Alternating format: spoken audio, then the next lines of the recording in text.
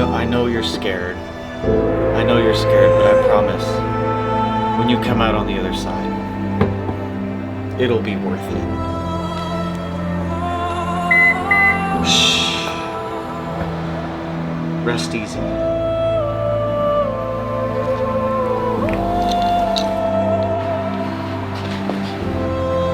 You'll be okay.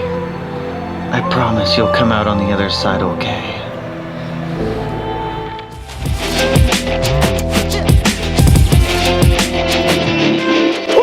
Alright, so I'm going to get the car started. It's going to start. I'm sending this video full of positive vibes right now because our EG33 STI is going to start in this video. It's been a long road to get it to where it is now, and the only thing stopping us is now top dead center offset angle, which we're going to verify before we even go to try to find TDC angle. So I'm going to go ahead, pull cylinder one's coil pack wire, or the spark plug wire off, pull the spark plug out, verify that we're at top dead center on cylinder 1. We're going to lock the ignition output, or we're going to lock the ignition angle to 0 degrees. I went out and I bought a timing light earlier, to find our TDC offset angle. I've never done this before. I watched a couple of YouTube videos on it, feeling pretty confident that we can do it. However, I do want to verify top dead center offset angle because I'm not using an EG33 crank pulley or harmonic balancer. I'm using one for an EJ25, so I do want to verify that the marks are still lined up. So let me show you. Now, Melanie is going to be home in about an hour, and she's going to be the one sitting in the car turning it over for me. I've got the injectors currently disabled, so that way we're not washing the cylinder walls, washing the oil full of fuel. Right down here on the crank, you guys can see those silver lines. One silver line is on the actual harmonic balancer. The other one is set to 0 degrees on the actual timing cover. And that is really only there to find the top dead center offset angle of what we're looking for here. So with those lined up, in theory, cylinder 1 should be a top dead center offset. So the cylinder should be all the way out on its stroke. So I'm just gonna go down there, verify. I'm gonna pull out that spark plug wire, see what we're working with there, verify that it is there. I also got the NGK spark plug wires for an EJ25. I will end up swapping over to these. I don't think I'm gonna do it right now because I don't want to swap all the plugs. But for right now, I think I might swap over to all of these after we at least get it started. And then I will build some new spark plug wires. I'm just not happy with the ones that I made. It's my first attempt at making wires, and they just didn't come out as good as I want. So let me hop down under the car, pull out cylinder 1 spark plug, pull out the spark plug wire, and let's verify that it's at top dead center. Alright, so just doing the verification stuff. Yeah, we are definitely at top dead center. We are touching the piston right there with that piece of welding rod. Lining up the EJ25's fluid damper with the EG33 crank, or the timing cover, top dead center. So now we just need Melanie to come home, and we can get this thing. We can try to find the top dead center angle to get it started. I did pull, like I said, I did pull the plug, and it is a little wet. So yeah, there's definitely gasoline on there. Eso gasolina, gasolina. I'm gonna get this plug put back in. I'm gonna go through the software, disable the injectors, do all that stuff that I talked about earlier, get the spark plug wire back on. This lighting looks really good on this engine bay, holy hell. And then from there, we just wait for Melanie to come home, and we can figure out our TDC offset angle. Oh, I also got the new dump tubes for the car. I just bought some like 45-degree PLM ones. That'll keep everything behind the bumper rather nicely. Now let's go put everything back together.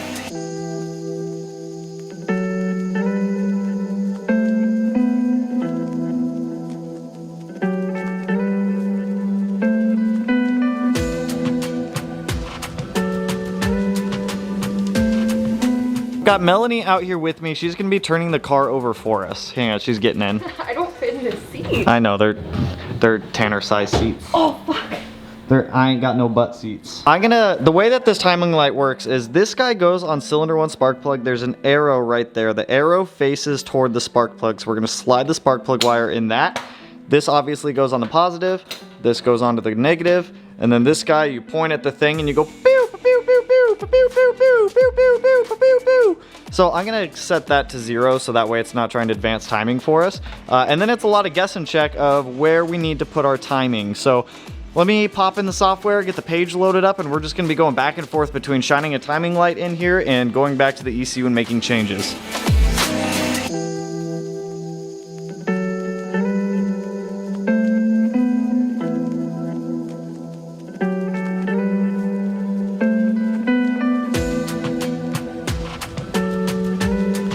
Okay, well, we still don't have our trigger offset number because A, I can't figure out how to use this stupid timing light.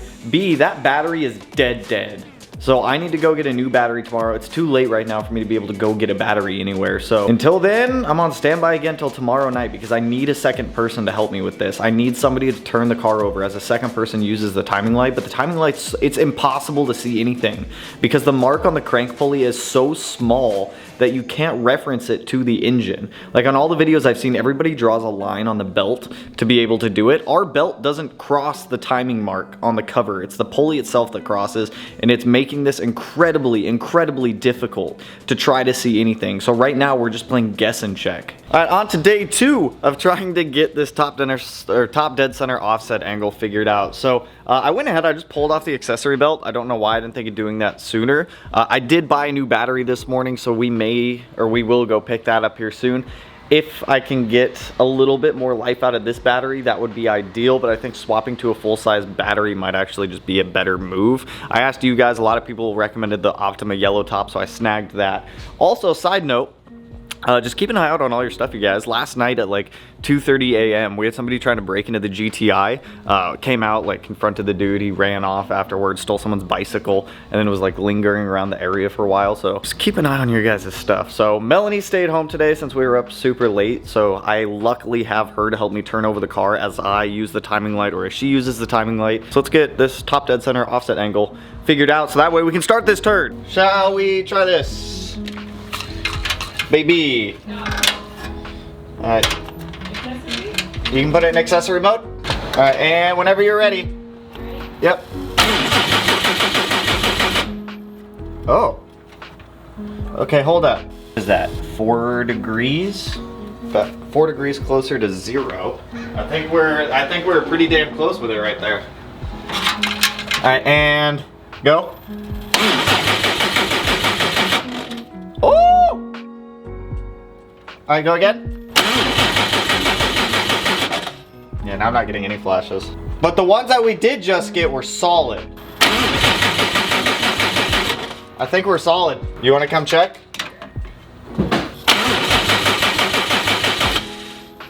Go again.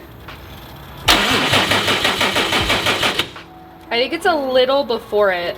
Or maybe that's just the light. Okay. Just barely though. Hold on. Try again. So we set the TDC offset to 680-ish degrees, then we started fine tuning from there. Melanie was using her big brain technology and all right, see if you can get the flash. Right there, we are spot on our TDC offset. So now the engine is synced up with the ECU, so at this point we should be able to start it. So I need to get the accessory drive belt put back on, take the timing light off of here, get the turbo blanket put back on, and then that front charge pipe piece, and then we're gonna try to turn this thing on.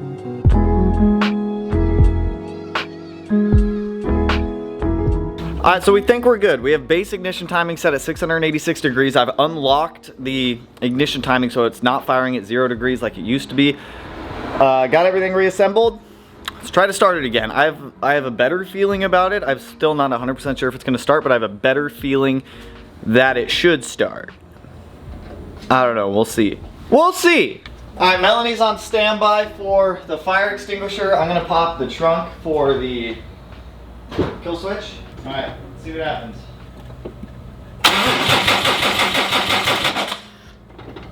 Come on, Daddy-o.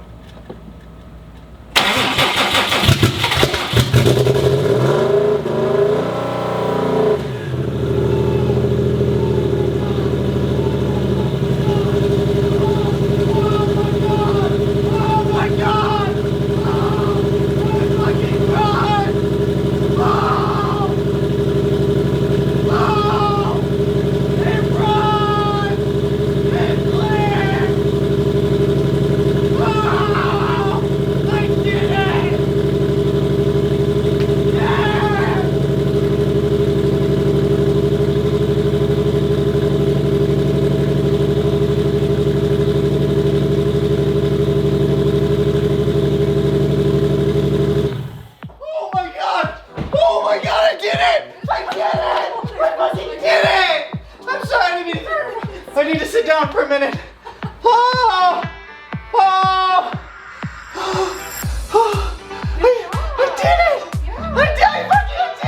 Oh my God, I did it. It starts. My heart's pounding so fast. I did it! Oh my God! Oh!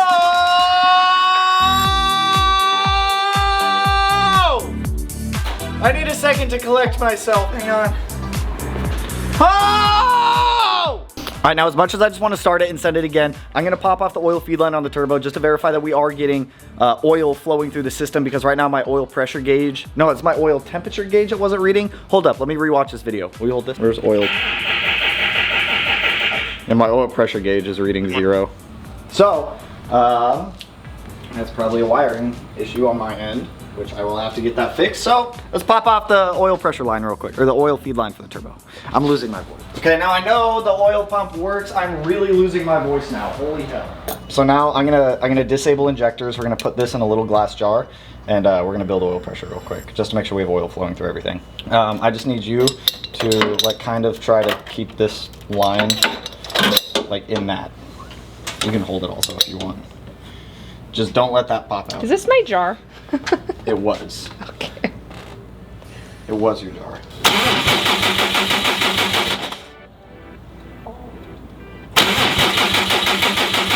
Yep, there it goes. It's coming out? Yep. Yep, quite a bit. All right, let me come look. So there is oil coming out of there? Yeah. Beautiful. Okay, so we have oil coming out of our oil feed. Can you smell that for me and tell me if it smells like gas? Okay, perfect. That just smells like oil. We just wanted to make sure that we weren't washing the cylinder walls. I'm gonna go set these down. I'm gonna plug in the relays and we're gonna start it again. And we're gonna listen to it without me yelling. Oh my God, my heart is still beating like a madman. What is that one song? Beating like a it's beating like a record. A hammer? A hammer! My heart is beating like a hammer. Here. All right, so I've got the coolant funnel ready to go. We verified that we do have oil pressure. That was something that I wanted to double check because my oil pressure gauge isn't reading. That's probably a wiring issue on my end, which isn't a big deal right this second. But let's try to get it burped and let it idle for at least a little bit. Like I said, the timing maps aren't going to be ideal, but I also need to get a log of it idling, so that way we can make adjustments to the map to get us started. I'm actually going to put a little piece of tape on that real quick. There we go. You ready?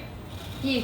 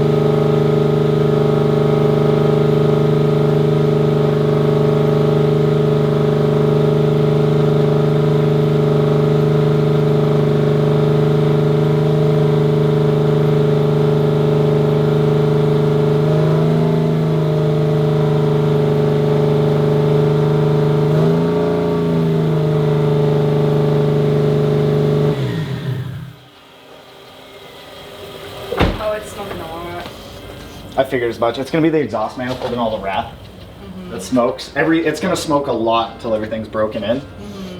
Oh, it sucked that cooler right down. Is that good or bad? It's good. It means we're getting air out of the system. It's really loud. Yeah, no, even from back there, all you feel is vibrations. Did you hear it? Yeah. Did you hear it? I'm sorry, I didn't mean to wake you up. Nope. What was it? What do you mean, what was it? The timing? Oh yeah, it's the top dead center offset angle. All right, so we're gonna start it one more time. It is smoking a lot. That is due to the Cerakote, the heat wrap, a little bit of spilt fluids here and there. So I'm not stressing it too much. I'm get another log set up for double checking things. Go here. This is wild. This is insane to me.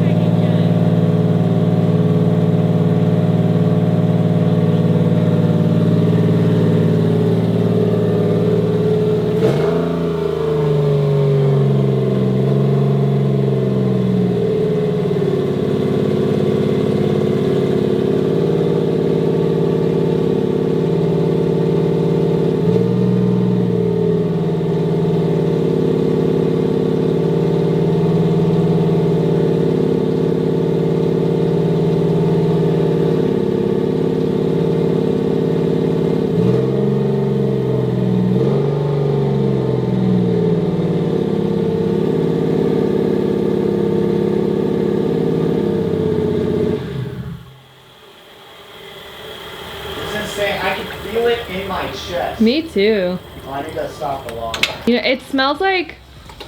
Smells like axe. No, it has like a weirdly food smell. Maybe I'm just hungry. That smells like food? It smells like burnt, It smells like burnt tortillas. Heat wrap and Cerakote. It smells like ass. It smells like burnt tortillas. I absolutely hate the smell. If you guys have ever started a car with heat wrap on it, fresh Cerakote, fresh turbo blankets, things of that nature, you know it smells like ass. And if you could smell this, you'd be like, that smells like ass.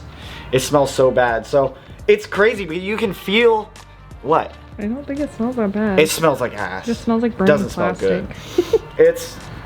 It's insane. You can feel the car in your chest. Yeah, you can. Like as it's idling, you can like feel your whole rib cage vibrating inside of the car. Every time I give it a little bit of rev, I can feel my whole insides like, ugh! It's insane. It's insane. Oh my god. Oh my god. Oh my god. I don't want to keep. Oh wow, yeah, it's sucking up power steering fluid too. This is why we do little incremental checks. This is why we do incremental stuff. Because right here, I hate this power steering fluid cap with a passion. Because right here you can see that it's just sucking up all the power steering fluid. And I'd love to put some more in, but it says close that way, open this way. Oh, there it goes. As you can see, it's all gone. And we have power steering. Do you know how nice that is to have power steering? What are you feeling for lunch? We're doing a celebratory lunch? Yeah, we can do celebratory lunch. What are you feeling? It's up to you. It's your celebration. I don't know. I'm still like shaking from the fact that it's working. Like that's mind-blowing to me. Like I did this. I did this. Me. I didn't pay a shop I mean, I paid a shop to obviously fabricate it.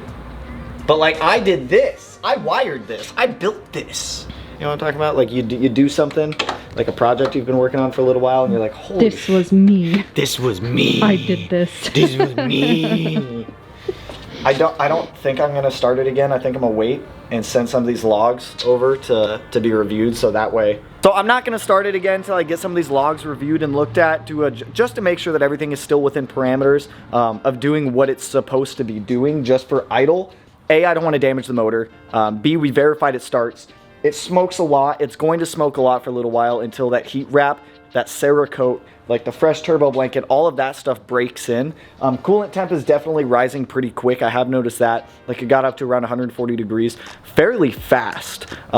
So maybe we will more than likely have to make some cooling revisions to this engine here in the future. Let me go like chill out and get my voice back for a little while, guys, and then we'll revisit this. We'll keep going. 4 hours in the future, and I'm still taken back by the fact that everything is working. For the most part, there's obviously small little stuff, oil pressure sensor, things like that we still need to sort out. The game plan for the car is, the car's not going to go to the dyno for another month and a half, 2 months. And that's mainly because A, I need to put some break-in miles on it, and B, I need my other intake manifold before this car goes to the dyno. There's no point in me sending it to the dyno with this intake manifold and then having to redo our entire VE tables just because we got a different manifold. So it doesn't make sense to send it with this manifold. We'll swap here soon.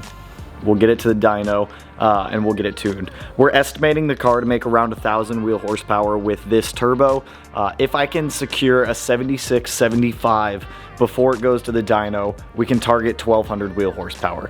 This 6870 just isn't going to cut it for that much power. It's, I wish, but you guys got to remember, I'm not a shop. I'm not a very wealthy person. Like everything that I do is it's all DIY, so I can save money. And I hope that goes to show, like, if you guys have been around the channel for a very long time, when we started making videos, I didn't know how to install injectors in a car. I didn't know how to put on an oil pan. I didn't know how to put on a front mount intercooler. And now we've gotten to the point where we have just successfully done our first engine swap. We have fabricated our own stuff. We've welded our own supplies. We wired an entire car. If you guys remember 2 months ago, this car was completely stripped. It was a bare chassis, not a single OEM wire harness on the inside, nothing. So I hope this goes to show that if you guys really do want to take the time to learn to do something, you can. Like, I am a perfect example of it. I didn't know how to do any of this stuff, and the only way that I learned was by doing it. I do think it's really cool. Something about the car is that we were able to retain every single OEM feature of the car. We still have navigation. We still have a working sunroof, working windows, power door locks, the hand sensitivity thing, the keyless access works. It's as if this STI is OEM with a flat 6 engine in it at this point, and that makes me so happy that we're able to retain all the OEM features of the car. Now the car still does need a roll cage. That'll happen later this year. Straight up, I can't afford it right now. It's like 8 grand I don't have. We've been able to do everything that we've set our mind to doing. Now, could it have been done faster? Of course it could have.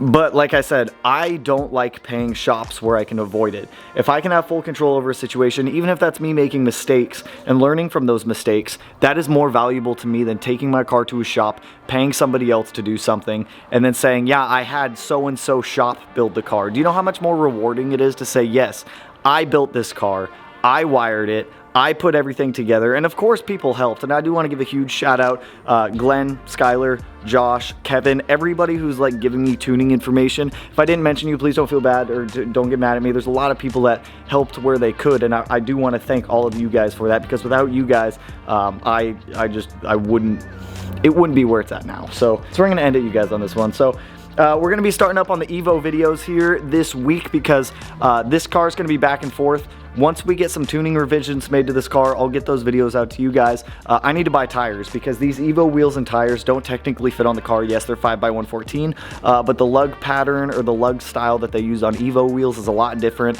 It needs like a flat face lug versus what I have. You guys saw that I already have the Work Motion D9Rs in the back of the garage. I'm gonna get tires ordered this week. When the rest of my paycheck comes in, we can get wheels and tires on the car. I still need to buy suspension. I was looking into Fortunato. Fortunato's way outside of my budget, so it looks like we're gonna go with BC Racing. But that's really all I got for you guys on this one. If you like the video, which I really hope you guys do, help spread the video. It's a really cool swap that we just did all on our own. Like the video, share it. Who's calling me right now? I don't know who's calling me. It's a just scary number. So if you guys aren't already subscribed to the channel, hit your boy up one of these corners. No idea which one I'll put it in quite yet. I need to go get my voice back. The pure excitement completely stripped it from me. So with that, I will catch you guys in the next one. Peace out, homies. Woo!